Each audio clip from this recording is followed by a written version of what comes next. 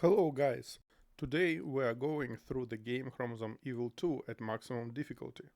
I decided to record a video because most players doesn't understand how to play hard mode and what needs to be done to win the game. In order to not make this video boring, I speed up most of videos and make commentaries. Let's start. First of all, we take difficult mode. The next choice doesn't matter, and then we take the lady, in order to show you that the initial choice of the character does not particularly affect anything. I mean, you don't have to focus on the traits and statistics of the original characters, and reroll the beginning of the game to get the right characters.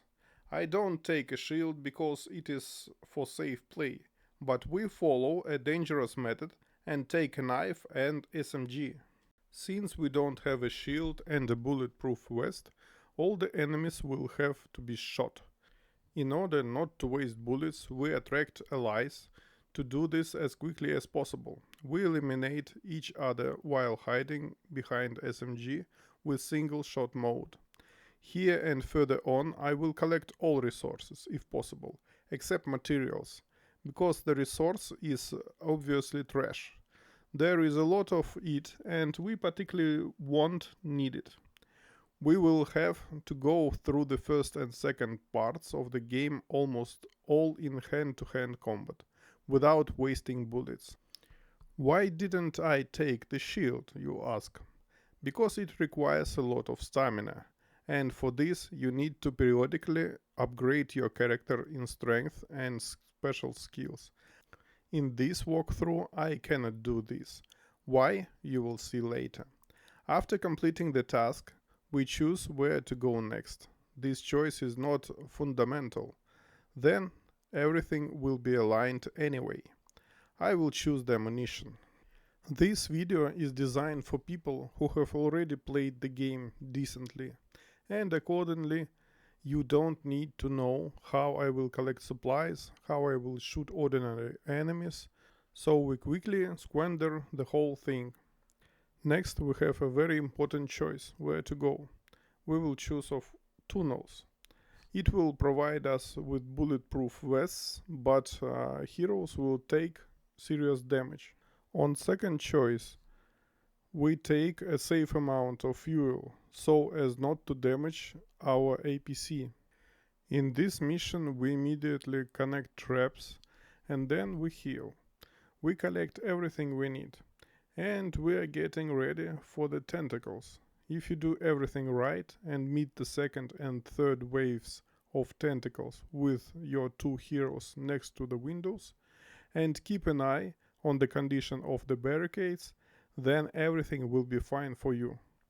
But even if you lose one ally, it will not affect the further mission and the number of survivors at the end of the first chapter. While there is a hitch, I will tell you how the characters is formed. Each character has three main characteristics. If it is a man, then strength from 2 to 6 is randomized first. The intelligence from 0 to 4 is assigned. Dexterity is what remains from subtracing strength and intelligence from 7. At the beginning, women have intelligence from 2 to 6, then strength is 0 or 1, and dexterity is again 7 minus intelligence and strength. Next step is a trait assignment. The first trait is determined from the maximum characteristic. If this is strength, then one of the traits is taken. A strong man, a big man, a perfectionist, and a hard worker. The second trait is taken accordingly to minimal statistic. If again this is strength, then a weakling, a slob, or lazy one. For each characteristic there is a set of these traits. I will not list them all. And don't forget that they give you a multiplier. That is, they increase the percentage and not the actual characteristics. Thus, traits can help a character achieve some traits, but they are not decisive and are not a verdict. What is important? First of all, of course, gender, and accordingly, the main characteristic. If you have a strength 0, it means that this character doesn't have to be a warrior. He may be a shooter, but it's better to leave him in a camp. Guided by this logic, we immediately send the lady to the camp and take the strongest men as operatives. Well, keep an eye on who to leave in reserve. Don't forget that you can quickly remove the equipment with the right mouse button and remove everything button. For the first mission, of course, we take only knives. Don't forget about body armor. One of the goals of recording this video was to explain this serious point. You don't need to remove equipment from your characters when you send them to reserve or for treatment or training. I am totally against this. That is, if in real life you ask a fighter to take off his equipment after a fight and give it to another fighter, he will not do this. Of course, we are not dealing with a game in real life, so such functionality exists. As soon as we have a bus, we remove extra people from the reserve and accordingly form a strike group of 3 people and 1 spare. We will have a backup at the beginning as a scout.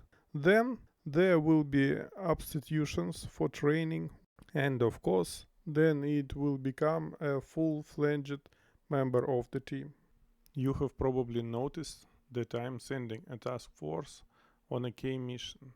They will rest on the way. At the beginning of mission we need to choose a reign, because otherwise you will waste extra time. At the end of the mission we choose to wait, so far not to damage our APC. After the mission we choose a backup fighter and appoint temporary medics, because their skill is bad, and we take those who are at least not injured. Well, we prescribe the first treatment. There was no special button on release to switch the squad and reserve places. And one of guys asked me to add this button on the forum. I didn't understand it at the beginning, but now I understand its necessity.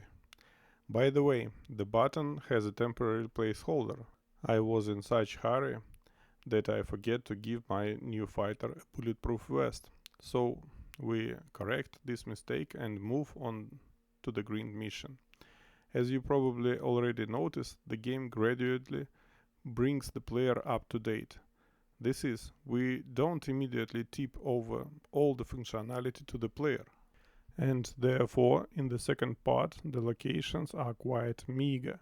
Naturally, we did not alter anything specially for hard mode, so I don't advise you to visit and vacuum all the green missions, because they are banally empty. But thanks to one of our fans, Mr. Meatball, he made 2 maps. They are very rich and pretty looking. Thanks for him. Also, it is pure luck that I found one of them. Actually, this is the first and the last house grinding mission. From now on, I will go only to rescue survivors, to scout mission and special grindings. Anyhow, I don't recommend you to visit forest house grindings, because they are very poor and the chance to find this mission is pretty low. What really matters in the game is where you will spend your resources and, most important, your time. Since we play hard mode, the evolutionary stages take place earlier than on normal, or even more on easy mode. Accordingly, we have absolutely no time to waste. Therefore, we spend time only on exploration, rescue and visiting important locations. Also, we don't waste time on repairing cars, leveling up characters and treating them. We do all this not to the detriment of the main timing. This does not mean that we don't treat or train at all. This means that we do all this in parallel and not to the treatment of the main passage. And here we have the first dangerous moment. I lost sight of one of my fighters and he got surrounded and I barely managed to pull him out. It is a good thing that he didn't get injured, otherwise we will get to roll back, because for hard mode in the second chapter this is simply unacceptable. After this grind, without wasting time, we immediately go to the next storyline mission. What is interesting here is that this ally who shoots, he will appear to us only if we brought out the survivors on the second map in the first chapter. Originally, there was no requirement that we take all the survivors, and some run through this mission without taking out allies, and thus they had no survivors here, and it clear that it was a fail. So you actually lost 3 survivors. And that's why I removed this functionally, so as not to confuse the player. And now you need to evacuate all the surviving allies, otherwise your mission will not close. At this stage of the game it is extremely important for us to heal as quickly as possible and as many survivors as possible. As soon as we have full-fledged people in the team cured or saved, we immediately put them as doctors. Not for training, not for research, not for crafting, but only for treatment. Now let's talk about the global effects that I have had. I came across green energy. I think this is an absolutely disgusting effect. It reduces the amount of fuel that we find in the game and deindustrialization. This is, we have low iron content. As for the iron, it is okay, it doesn't matter to me, but the fuel will now have to be monitored, not only for the entire second chapter, but for whole game. Next, my decisions will affect this. Well, accordingly, on the grind missions, it is clear that we absolutely ignore the materials. That is, we take them only when it is safe. Roughly speaking, we went into the basement and there is no threat. Since we have deindustrialization, we try to collect metal again, but without fanatism. Of course, we collect all other resources because they are all needed in one or another. And during hard mode, you definitely need it. For the next K mission, I take one character. This is quite enough. Although I saw from the videos everyone usually goes as a full team. In the original design of this mission, it was necessary to return through this entire forest after repairing the car, and if in quiet mode this is more or less normal, but just a stupid waste of time. Then in aggressive mode it becomes absolutely impossible because this whole corridor was filled with constantly spawning zombies, and it was unreal. Now I will say a banal thing. In cities, towns and fields, it doesn't matter where, all reckoning missions need to be conducted by one person. This is quite enough. He just need to be well equipped, and naturally we are talking about playing hard mode. My understanding of playing hard mode is to finish game until evolution level will go after shields. Most players still continue to play as a normal mode. That is, they take technologies, improving car, training soldiers and all that kind of stuff. No, I don't play hard like this. Well, this is where my fuel problem starts. That is, 200 fuel is already quite a bit, and I'm already starting to seriously think about whatever is worth going to the ammunition store. This time I'm going there, and of course I'm going to rescue the survivors. But this is already a serious statement that we need to be more economical, and accordingly some distant visits are already excluded for me. The reason for this is of course green energy. If you are going to play on hard mode like me, you can also take two soldiers on missions to rescue people in the fields or in the forests or in town, it doesn't matter. Why? Because you can collect all the fuel from damaged cars. One character cannot take all fuel. Now that we have a more or less free coach, we can finally put one of our fighters in training.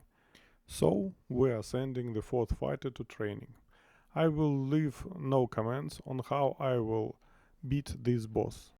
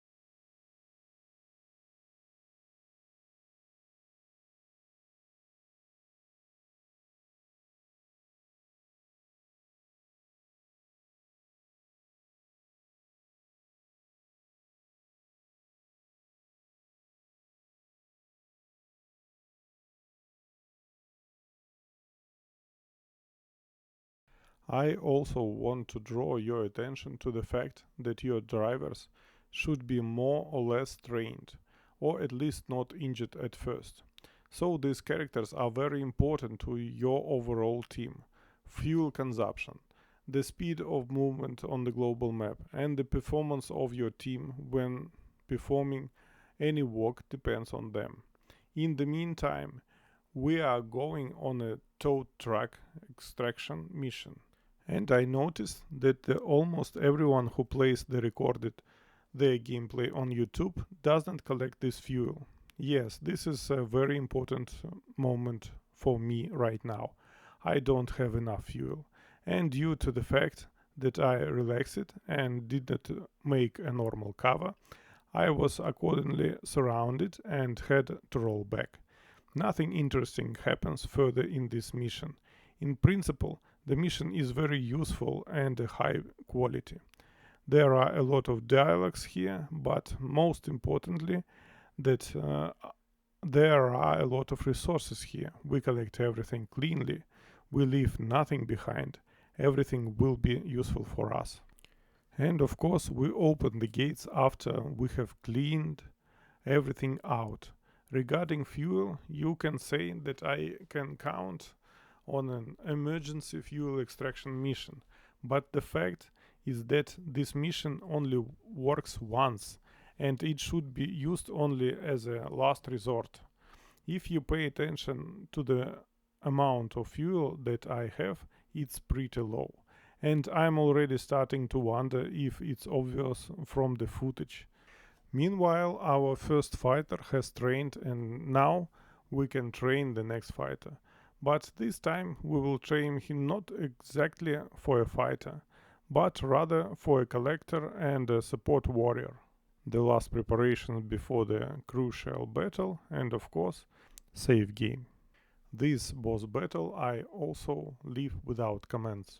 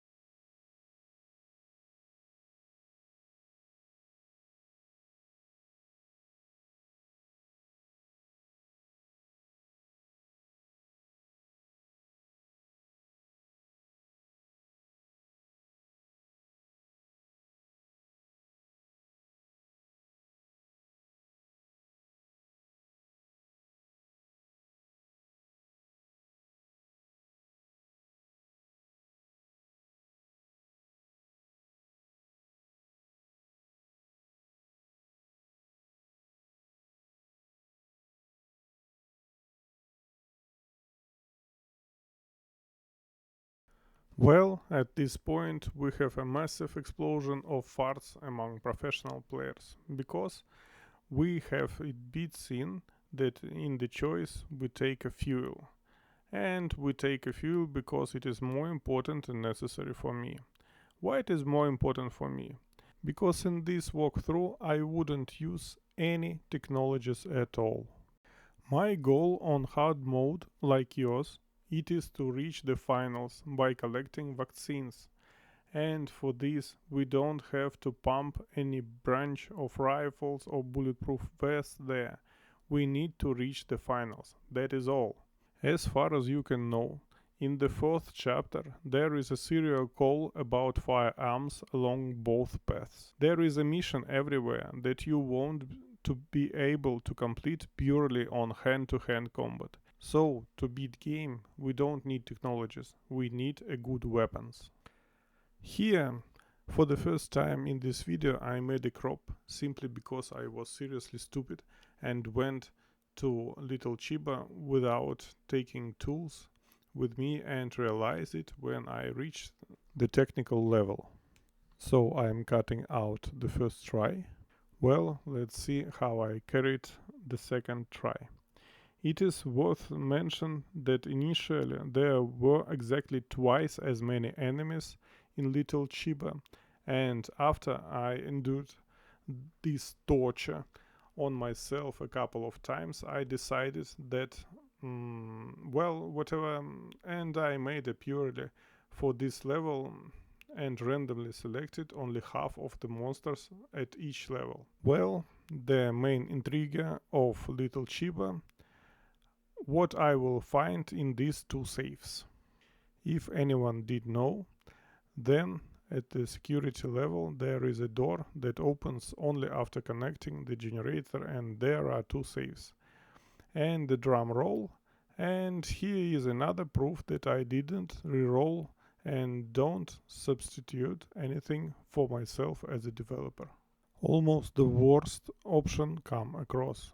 It is an SMG and a sniper rifle, which of course are not exactly junk, but nevertheless, in my opinion, the ideal option here would be either a minigun or accordingly an automatic rifle. I don't remember what it is called. Well, you know what I am talking about. By the very end, I am already tired and losing my vigilance. Instead of getting up safety and smashing everyone in the hallway, I stick my head forward to do it as quickly as possible, for which I get a kick in the head accordingly. I barely have time to bring out the character. Of course I could go back and treat him for free, but I don't want to do that. And just finishing this mission. In the next video there will be a third chapter, which will probably be the most difficult and most interesting. Well, of course, you will have comments, likes, subscriptions, if you like.